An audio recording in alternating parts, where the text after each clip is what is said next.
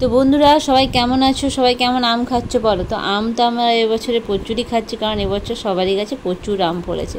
তো হঠাৎ ফেসবুকে স্ক্রল করতে করতে এক দিদিভাইয়ের ভিডিও দেখে মনে হলো এই আমের আঁটি দিয়ে এটা বানানোই যাক। দিদিভাইয়ের নাম টুম্পা পাল, আমি দিয়ে রেখেছি ফটো, তোমরা দেখে নেবে, ভিডিওর শেষে আছে। তো এই আমের আঁটিটা এভাবে ধুয়ে শুকনো করে দেখো, এভাবে এটাকে ফুটো করে আর তারগুলো এভাবে দুটো তারকে জড়িয়ে মাস্কিং টেপ দিয়ে কালার করে একটা বানিয়েছি।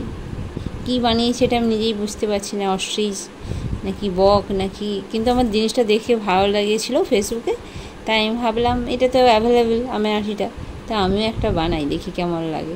আমাকে তো ভালোই লেগেছে, তো তোমরা জানিও কেমন হয়েছে এটা। এই যে দেখো আমার অলরেডি বানানো শেষ।